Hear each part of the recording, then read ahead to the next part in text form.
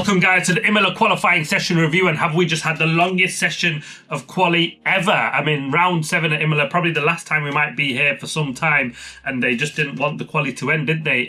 We had absolutely everything in this session. Let's jump straight to Q1, and we got the big crash very early on Yuki Tsunoda, a massive crash. Check this one out, he rolled on the barrier. Lucky he got out of that one with no injuries. That roll hoop again playing its part, and the halo. I mean, drivers questioning that, but this has come to the saviour of many drivers now, and what an intro that has been into F1 and the safety aspect of things. And then we got the big crash of Franco Colapinto right at the end in his first qualifying session. Absolutely what he didn't need when he's only got 5 races. But should he keep his place when you get a red flag and you crash and you sneak into Q2 like he did? Let's jump into it. Last, possibly a pit lane start for Yuki Tsunoda after that big crash tomorrow. Questions of whether they'll need to basically build that car from scratch and a whole new floor for him. So let's see, a lot of work for the Red Bull mechanics, but glad he's okay on that one. Ollie Behrman 19th, and this one was he was the big reason why there was a big delay from Q1 to Q2, because when the red flag came out, he was inches, millimeters, centimeters, you name it. He was so close. I mean, for all the world, it looked like he'd crossed that line before the red flag had shown on the panel.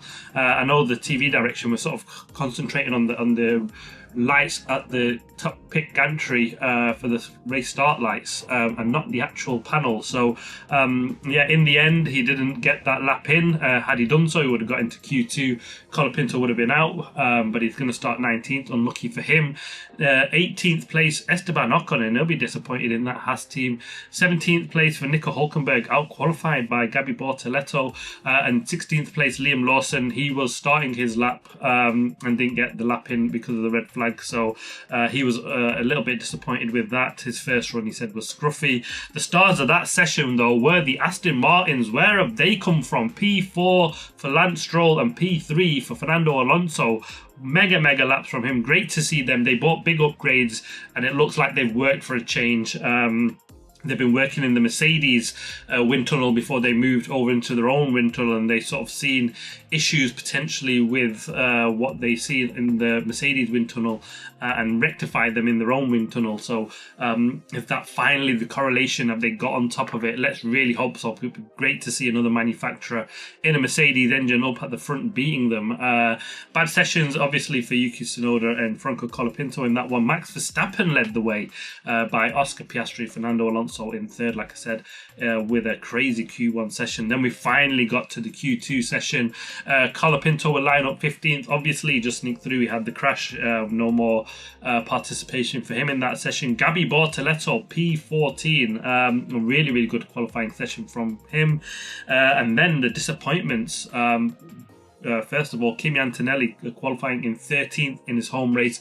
He'll be massively disappointed with that, especially when his teammates lined up in third place in the end. And then came the disaster of the 2 Ferraris, Lewis Hamilton in 12th and Charles Leclerc in 11th. And they've just been really struggling to get the car slowed down in terms of Lewis Hamilton's on the braking, and Charles Leclerc just oversteer. It was just horrible laps, just had no pace in the end. The Aston Martin again showing for the 2 stars for me in that session, P7 and P6, that they have got good pace in this Aston Martin. So yeah, interesting from them. And what a lap from Carlos Sainz to stick it on P1 for that Q2 session. Shame it didn't just translate into the Q3 one, but that Williams has come on strong, and another one there.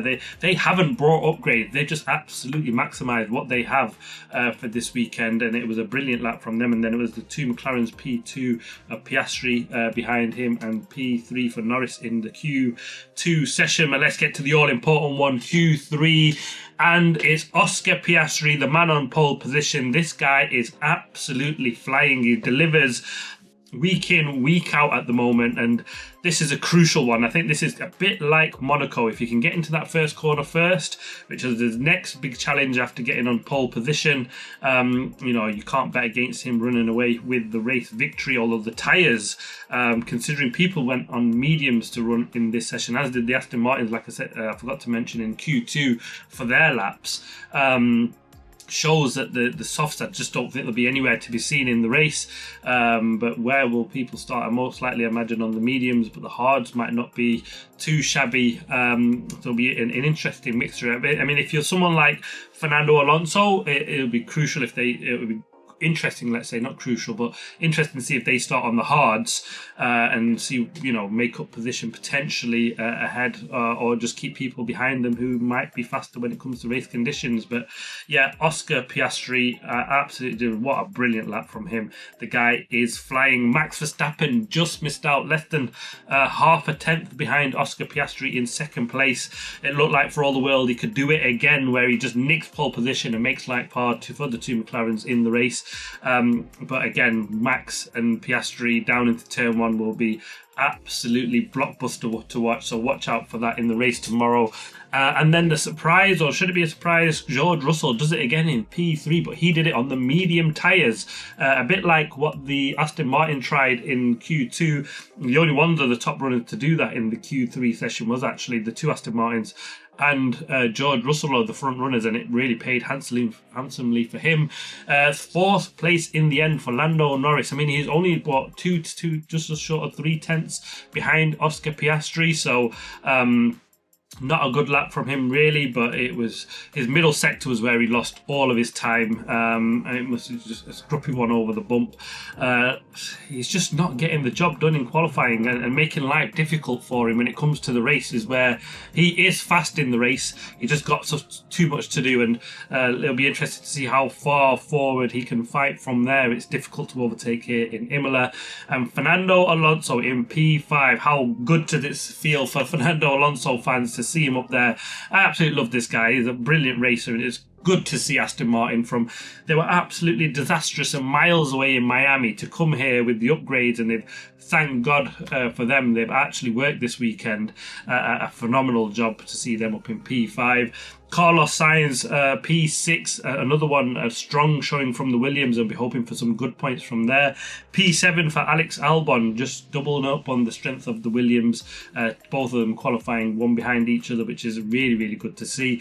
Lance Stroll in P8, again with seeing the two Aston Martins up into Q3 really shows that it's not just one guy pulling it off, some masterclass performance that we know and can expect from Fernando.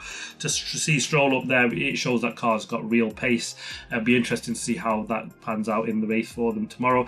Isaac Hadjar in P9, and for him, for all the world, he probably thought he had the pace to potentially get up in P5, but he made a big mistake on his final run, went all over the gravel and lost a lot of space, because he looked like he was absolutely flying in that session, but that mistake cost him at least a couple of positions, because he looked very, very fast in that car.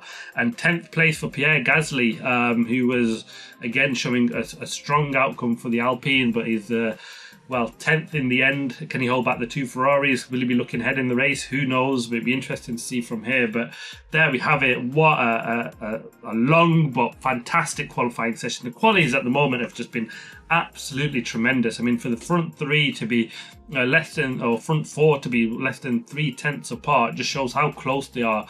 Fighting any small mistakes and you fall back, and then it just makes for an absolutely exciting race. And this grid set just reads blockbuster for the race. I can't wait for the race tomorrow. Watch out for the race review. Thanks for watching. Please like, subscribe, comment. As always, see you on the next one.